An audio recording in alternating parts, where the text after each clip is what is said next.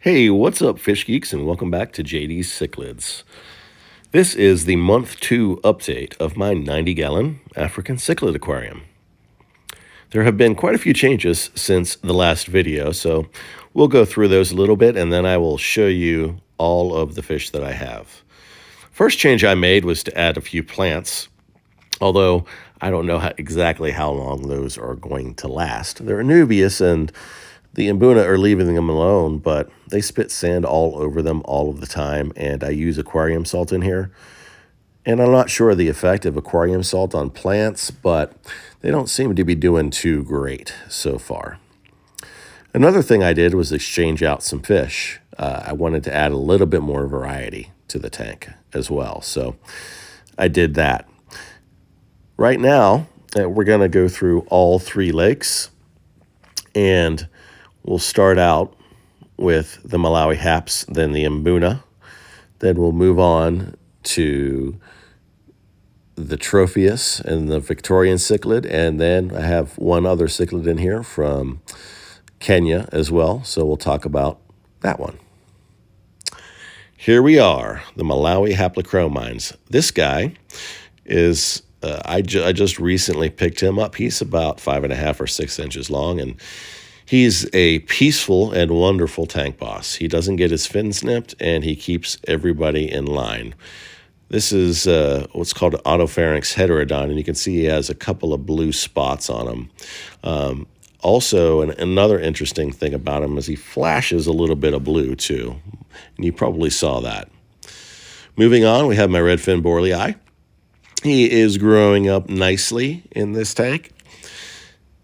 As you can see, if he would get a little bit closer to the camera here, he's really starting to color up as well. He's getting that signature white on his dorsal fin, and his face is really starting to get that blue to it as well. Next up, we have my electric blue Ollies, or the Cyanochromous Ollies.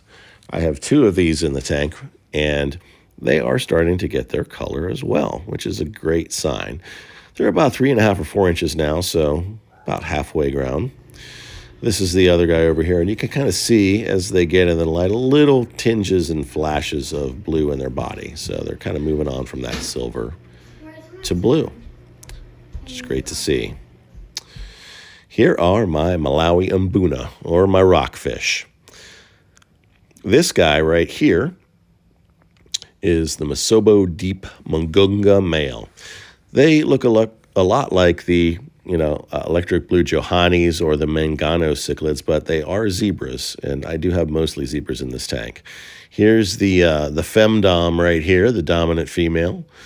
I also have another female down here, so he has 3 females. He used to have 6. Moving on to the red Stripe Manda. I have 2 of these in the tank, and this is the dominant one.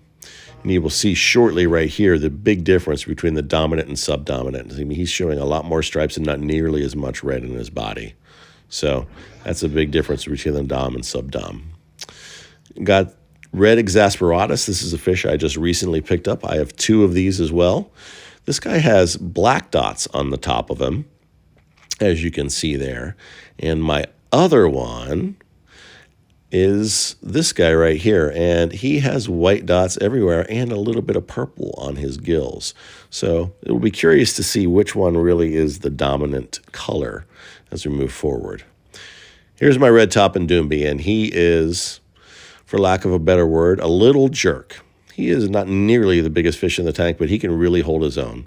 So he likes this cave, number 1, but he does chase other fish around quite a bit. Doesn't really nip at them too much, but chases them around. This is one of the guys he chases around. This is my SRT hongi, my Swedish super red top hongi. He is about 50% of his color right now. When he gets agitated, he really gets colored up, and I have another video on that in my if you'd like to subscribe to my channel, JD Cichlids, you can see that video. It's a species profile on this guy. Here's one of my favorite fish in the tank. This is the Zebra Chhalumba Mason Reef. He is a nice blue right now, but he is going to start looking like this, white with black stripes, and he is just starting to get his color and get big enough to kind of assert himself a little bit. These guys are hyper-aggressive fish, so I would recommend not giving them any females unless you want other fish in your tank to die. He pretty much sticks to the top, though, and stays by himself at this point. This is my Williamsey Blue Lips. Again, I have a couple of fish in here that will get to about 7 inches. This is one of the larger Mbuna as well. You can see the blue lips on this guy, hence the name. When he's dominant, he really loses that. You can see that kind of segmented stripe in the middle of his body there. That goes away, and he's a 100% gold when that happens. These are my albino red-top zebras. You can see the one in the front there. That's a female. She's almost a peach color. Right behind her, this guy, he's the dominant male. That's the female over there. There's the dominant male right there. Looking good. And this is a smaller male that I have in here as well. And these guys really look better off camera than on camera. This is my Sizeai Lupingu. Different Sizeai look differently from where you get them. This one's from Lupingu, and they're known to have really a nice orangish yellow body, and I really love that blue in his dorsal fin as well. Makes him look really good. They're a dwarf cichlid, so this guy only gets to about 3.5 or 4 inches, but he has the attitude to hang with the guys in this tank. These are my yellow. Nope. This is my Jello Reef Afra. He loves it up there in my 3D background. That's kind of where he stays, and he's just starting to get his color now. He was pretty much brown in the last video. So he's starting to get there, starting to assert himself a little bit in the tank.